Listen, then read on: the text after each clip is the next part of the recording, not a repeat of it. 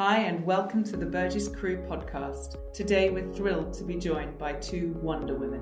Lauren Wardley, entrepreneur, founder, owner, company secretary and score finder extraordinaire of Ethical Yachtwear and most importantly, ocean advocate. And Loren Curry, who we are beyond excited to be working with as the interior manager of the phenomenal REV Ocean. She brings no less than a world of large yacht experience, interior management and sustainable operations to this conversation. From Tatouche to Flying Fox to Renaissance, Loren has got the job done, and these are big jobs. I'm so excited. We're going to be talking about textiles, fashion, and by association, crew uniform. So today's topic, it's no exaggeration to say that we really do have our work cut out for us. We're here ostensibly to talk about crew uniform. It is a crew podcast after all, except we're not. This is really all about the textile industry, fast fashion. We're hearing more and more about these challenges associated with the sector. But Lauren, how big is this problem? The fashion industry itself is the second worst industry on the planet after oil. So essentially I see we're just talking about a solution to the second worst problem on the planet. That's how bad it actually really is. And I think it's very underestimated that people don't know it is the second worst issue on the planet. Currently, the fast fashion industry itself is a $1.5 billion industry, and it's set to double by 2032. So we're basically doubling at very, very fast pace of a terrible, terrible issue to our planet, really. I think one of the things about fast fashion that people don't realize is, unlike the oil industry, we actually have very direct control over the effect we can have on fast fashion. And if you think that, human consumption of fabrics and materials has gone up 60% in the last 20 years, and people wear clothing for a third as long as they used to, and only 1% of all of that is actually recycled, you start to realize how big the problem actually is. We used to live in a world where people living on streets didn't have clothes, and that's true in a lot of places. But then you also now have landfills filling up in underdeveloped countries where they're being taken advantage of to a certain extent because more wealthy countries are paying them to take all of their remaining clothing. And that would be fine, except majority of the stuff is very poor quality, has fallen apart, can't be resold, can't be reused, and is chock full of microplastics, which then inevitably end up negatively impacting these lower income countries. So it's just this trickle down effect of pollution, essentially. So let's just go over those stats again. What did you say, Lauren? So we're only wearing clothing for a third as long as we used to? Absolutely. But we're purchasing 60% more clothing, or individuals are purchasing 60% more clothing than what we purchased 20 years ago, essentially, per person. So we are being sold more, and it is turnover and waste and turnover and waste. That is staggering. Yes. Those are big numbers. They're massive numbers. And, as we said, it's something that can be changed with the simple decision like, I will no longer shop on Shine or with Temu, or, I will no longer buy what I don't need. I'll repeat outfits, as simple as that. The access that people were given to with clothes was this feeling that you're more like a celebrity or a person of wealth where you never have to wear the same thing twice, but there's consequence to that. Absolutely. And just to relate that back to the ocean as well, like the textile industry is one of the largest contributors to dead zones in the ocean. So a dead zone is where no life can actually exist anymore. And if you think about it, it's all from the cotton farms, all the pesticides, the fertilizers, the dyes that leak off from our clothing, and it all goes into waterways that are close to manufacturing hubs. And they actually kill all sea life completely. It's like complete big dead zones from our clothing production. Yeah, at the end of the day, everything does end up in the ocean. Every single living creature on Earth has water in it, and we're in a closed water system. So all of the water in us is part of what was once in clouds and rivers and in the sea. So if you're poisoning the planet, you're poisoning the water. And if you're poisoning the water, you're poisoning yourself. Nicely said, albeit not a very nice concept to get our heads around. So relating it back to where we are, in one sense, yachts really are a microcosm of the challenges we see. We are in an industry where we need to be well turned out, super presentable at all times. And this suddenly, when you think about it in those terms, becomes very relatable. And yet actually not something that has to spiral out of control, and something that within the ecosystem of a yacht we can actually easily take control of, right? Yeah. Absolutely. Obviously with companies like Lauren's Ethical Yachtwear that offers fantastic solutions, there's also other great companies out there that take planet and particularly ocean health into consideration. That plays a massive role. But even if you have clothing on board that you don't necessarily know what to do with because you'd maybe like to gradually start looking at more sustainable options on board, then you need to make sure that you're expanding the lifespan of your clothing, because there's two ways to approach sustainability in yachting, which Lauren and our head of sustainability at REV Ocean, Tamara Ellis, who's absolutely fantastic, and I discussed, which is you can either take the course of getting more natural fabrics and fibers, which may not necessarily have the lifespan of polymers and nylon and all of those fabrics, but at least then you're not adding plastic to the system. So again, if you are in a situation where you've got environmentally unfriendly uniform on board, then you just have to extend the lifespan as much as you can so that you're not unnecessarily adding and adding and adding. So you can do that through making sure that your laundering procedures are really good. So you're washing things at the right temperature, you're using the right dosage of detergents, you're not over drying, and then things like stain prevention, making sure, especially with the engineer and deck team, because they absolutely love it, but not putting coveralls on when they're doing messy work so that you don't have to throw out a perfectly good t-shirt because it's got an oil stain on it. And then making sure that you build a repair culture on board. I know I've mentioned to you guys when I was on Flying Fox, we had a very crew-driven sort of sustainability program that we had on there, and one of the big ones was about uniform, in which case we kept a log of all of the uniform that had been distributed to each crew member so that we could keep track of A, how quickly crew could potentially go through uniform, B, if crew were very uniform heavy, we would have the discussion with them about, is this because the uniform isn't up to standard, or are you maybe just a bit careless about it? And that really, really helped us manage uniform a lot. But then something else that was integrated into sort of the culture of the vessel was a big repair culture. So our laundrymen were fantastic tailors. And then when I was on Renaissance, we did the same thing. We sent our laundry master and laundrymen to fantastic tailoring courses in Genoa. So if something tears, you don't just immediately throw it out. You see if you can fix it. If a button goes, as is a knee-jerk reaction in yachting, unfortunately, the concept is, well, we can afford more, so just throw it away and we'll get something new. Just repair the button. It really is just about slowing the consumption cycle as much as possible. And if a uniform lasts 3 to 5 seasons instead of 1 or 2, then the impact reduction on that is huge. Sounds like you're like a Patagonia on board your yachts with that fix-it culture. It sounds so cool. Yeah, absolutely. And it's something that, it's a funny thing because it was such a big part of the ethos on board Flying Fox, this, mental attitude of sustainability, that all of the crew got so excited about it. And then as what happens with all boats is crew leave, they move on. And I like to think of it as, converting yachties into these little environment warriors who then leave a boat and go on to the next boat and then spread the environmentalism there. It's like it sounds really negative when I say it like this, but it's a bit like a viral spread. You just need one person to go on and infect the new host, and then you've got a good spread of the we give a shit about the environment disease.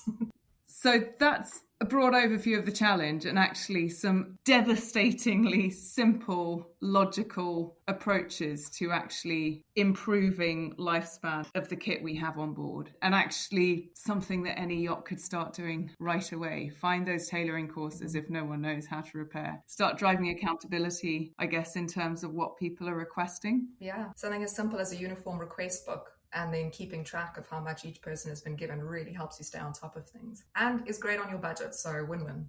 There we go. Which is often the case, actually. Yeah, absolutely. Yeah, sometimes going for the more environmental option might be slightly more work, but a lot of the time it's routines you need to get into and then it's fine. And it might be a better start-off or slightly bigger startup cost, but it's going to pay you back in dividends down the road. So that is extending life. Loren, what do we do on board with man-made textiles, uniforms, the uniforms that tend to last longer, but which are full of microplastics, which we are then washing out into the ocean? Guppy bags, corables, how do we deal with these things? So I think, the first thing really is going to the beginning, right? So selecting the best of the worst if you're going to have to pick something that's bad, pick something that's recycled already or made well or durable. So if you're going to have to pick it, outerwear that is made from plastic, because it's very hard to find an alternative to that. Pick the best company. Who's giving back the most? Are they offering you procedures of how to wash your clothes for the least amount of environmental impact?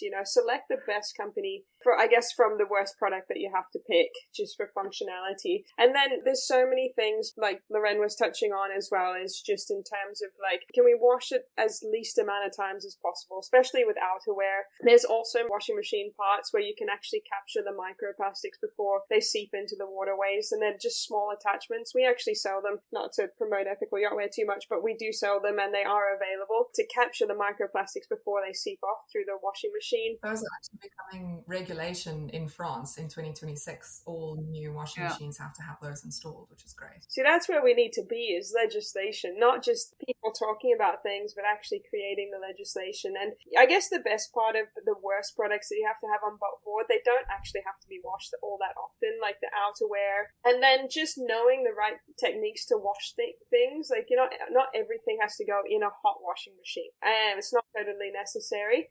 And then a lot of those products, because they have such durable fabrics, they can last so long. So keep them intact, exactly like Loren was saying, really. So it's a well thought out process to do the best you can possibly do. Okay, so let's say we are extending the life cycle of products on board. They're not great products, but after several repairs, multiple stain removers, the engineers have got hold of some as rags. There's others they don't want. Is anyone recycling this stuff? Yes, send it back to us. And we work with a company that actually recycles clothing into new workwear. Yeah, it's super cool. We've just recently partnered with them. So they basically recycle the products back into new high-vis workwear and all sorts of bits and pieces. And they optimize on people who struggle to get jobs in making the clothes back into new products. So yes, send it back to us is the answer. Awesome. Because when we last spoke, you were like, not really, but now you found them. Yeah. That's fantastic. Yeah, and I mean, brilliant. if you are, definitely will advocate for using Ethical Yachtwear. But if you are a bit off the beaten track and can't send anything, then something else that I've done in the past is any uniform that doesn't have any branding on it can be donated to your nearest port at shelters if they do need. Anything that's branded, you can pretty much cut up into cleaning rags, because they're always in need of more cleaning rags in the engine room and on deck. And that's for teak maintenance, waxing, oiling, anything like that, where it's a one and done sort of situation. In that way, you can almost have a closed loop system on board, and it's something you can use consistently, and it saves again on purchasing. Perfect. The engineers suddenly have more rags than they can use. Oh, I haven't seen it happen yet, but maybe one day. One day we'll start a movement here. Loren, you founded Ethical Yachtwear when you moved ashore, and whenever I see you or speak to you, you are extraordinarily busy, which is brilliant news, because hopefully that is a market with traction. So what does Ethical Yachtwear do, and how is it different? And I appreciate you don't want to promote it, but Loren and I are going to talk about you, so you may as well Absolutely. go on. You may as well just jump on this train, girl. Actually, I built Ethical Yachtwear when I was still on board, from my little cabin. So I'd work from 8, whenever we started, 8 till 5, and then 5 o'clock I'd shower, eat, and work from 6 till midnight every night for my last year of yachting to build Ethical Yachtwear. And yeah, it was super, super fun, super exciting. My crew was really, really supportive. I was just selling organic cotton t-shirts to raise money for ocean conservation. I really liked the give back business model 4 Oceans was doing, and Tom's bracelets. So I just wanted to create a very impactful company to save the plastic out of the ocean, and that transpired into Ethical Yachtwear. The difference, I suppose, of what we're doing is we're starting from the very beginning. We are providing the best possible uniform, sustainability-wise, and we're just exchanging the current materials crew use at the moment for the sustainable version of. So if you're using polyester, we're using recycled polyester. If you're using cotton, we're using organic cotton. And we're continuing to increase and get better products and materials, so we'd like to eventually move away from plastics, just continuing on the train of bettering our textile choice. And then we also, so many things, like you said, we're so busy, and it's purely because there's so many facets to Ethical Yachtwear. We're trying to educate the industry at the same time as provide a better product, and then full circle, take the product back, reuse it into something else. And yeah, we've just got amazing partnerships throughout the industry, and we're also giving back to the plastic bank, working with seakeepers. So So just trying to be the most sustainable, best possible company you can be, actually, really, is what keeps me so busy. Full-time job. Tell us, what does the plastic bank do? So the plastic bank pays poorer people in coastal areas to pick up plastic. And when I was looking for a company to support, when I started Ethical Yachtwear, I did a lot of research for which company I wanted to give a percentage of our profits back to. And as soon as I saw the plastic bank, I liked how it optimized on two sides of the coin. So it wasn't just saving plastic, it was also helping people in poorer coastal communities. And I just loved that, like it was like two good things at the same time. And I've been over to visit the plastic bank, and I've been with the workers who are recycling the plastic, and it's so powerful and it's so wonderful. And yeah, I'm just so happy to have been working with them for such a long time now. It's awesome. I heard about them through some other companies as well, and then was really excited to find you working with them too. So we bought all our boat show kit from you this year, which I was really excited about. I don't make these decisions. I am an objective observer trying to wield a lot of influence on better decision making, which is what it frankly all comes down to, isn't it? It's putting sustainability at the heart of your business decision making. Yeah. Loren, you've worked with Loren for a while, I guess. Loren and I actually only started working together this year with REV Ocean. Unfortunately, the previous new build that I did, by the time I arrived as interior manager, the crew uniform had already been bought. And before then, I wasn't really in a strong enough position to be able to actually push for more sustainable options, which is why working with Loren has been so amazing now. I've learned bucket loads about what a big difference you can make just from making sure that you're purchasing from the right suppliers. And it's been a huge job on REV, again, led by Loren and Tamara and our shoreside designer, and just figuring out literally from cradle to grave how we can make this as sustainable as possible. And it's also important to remember that sustainability isn't just about the ocean or, the planet itself, but also about people. And it's so great to know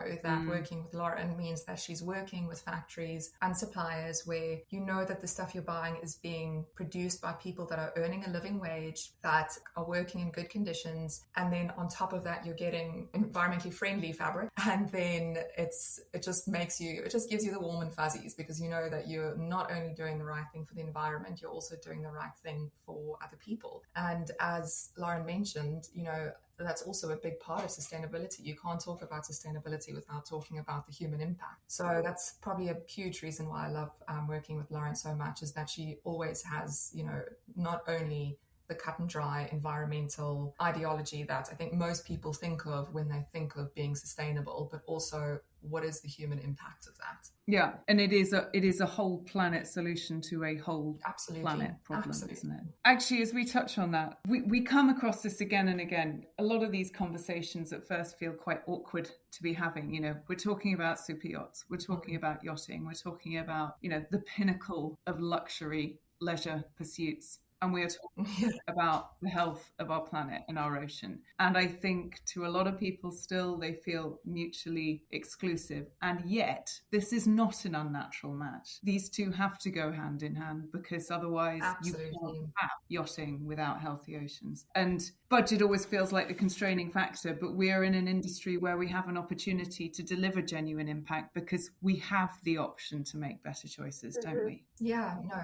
There's always an option to make better choices. It just depends on how motivated you are. So what we really need is a lot of people listening to this to go into those laundry rooms, go into their crew lockers, check what they've got stocked, and start asking the questions about what they could be wearing that does a better job for them and does a better job for the planet, right? Absolutely, yeah. And if we're putting a call out then to interior managers, pursers, chief stews, chief engineers, what are we asking them to look at? What are if we're going to round this out, what are our top tips? With the fabric on procurement, when you start looking, it's winter now, you've got a chance for a clean slate. You're going to get old kit into recycling. You're going to get old kit into engineer's rag. You're going to repair whatever you can repair. You're going to get the stains out of the other stuff. Yeah. What do you do next? Procurement. So with procurement, I think before you buy any uniform, there's so much mathematics involved in, being a HOD. And it sounds so silly, but it's just simple things like how many pieces will each crew person need as a viable option? What is the absolute sort of maximum and not necessarily thinking of it only as a budgetary constraint, but almost as a moral obligation constraint to not overpurchase and not overproduce. And I know that, again, that's also something that's a knee-jerk reaction in yachting, because we never know when we're going to run out of things. We never know how much we're going to need. And a lot of the time it can feel like, to keep yourself safe, you might over procure if you do have the budget for it. But if you just sit down and do the maths on how much a person will actually need per rotation, what is their true work cycle? And another important one, which Lauren, Tamara and I try to make sure we included in the REV Ocean uniform, is that can we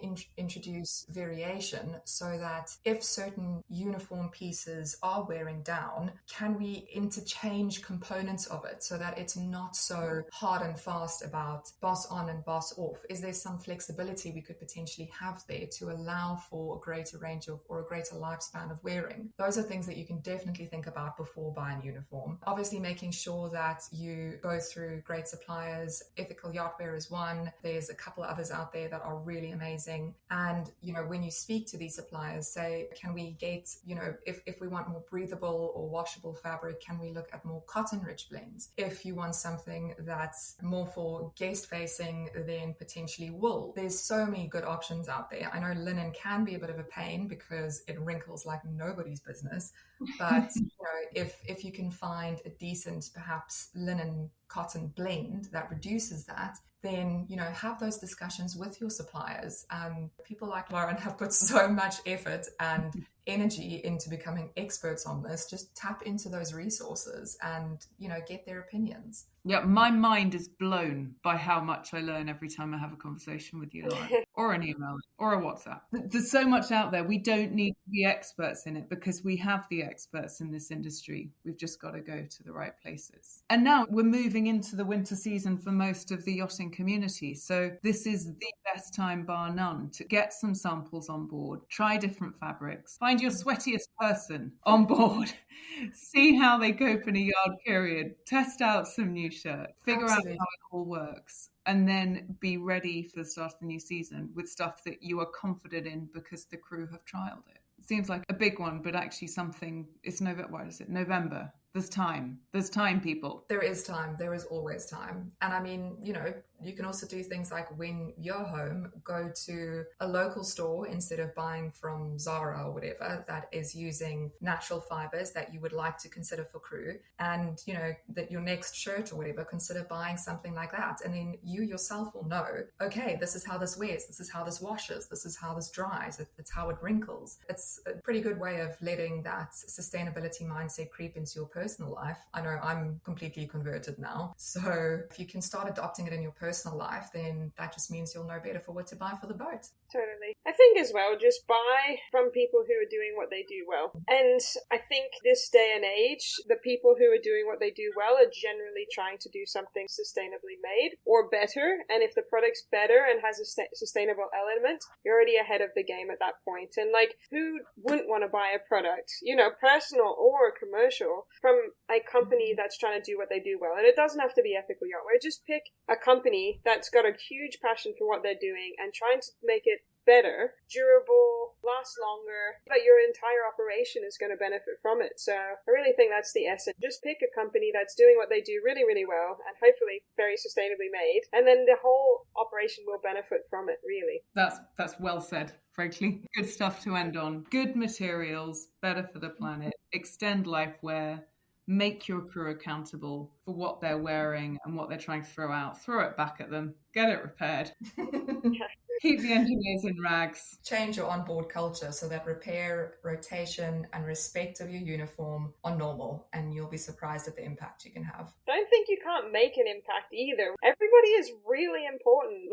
Don't go around living like you don't think you matter. That is not a way to live. You matter. Everybody matters, and you can make those changes that really do matter. So it's so important. Absolutely. And it is, as we were saying, it can start feeling a bit overwhelming. Well, what difference can I make? I'm one person. You would be so surprised at the difference that you can make. I mean, just ask your mom.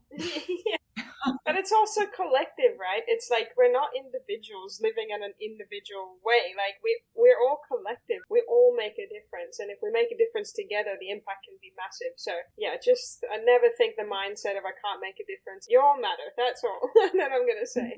Everybody matters, and we come together and we do a really, really, really impactful job at the end of the day. Change one thing. Change this thing, and you will be amazed at what else starts changing, because someone else will notice and they will realize that they can make a change in their part of ship, and that matters, and then that impacts another part of ship, and so on and so forth. And I think that, well, frankly, ladies, we might round up here, but we've got at least 100 other conversations to be having after this. Haven't we?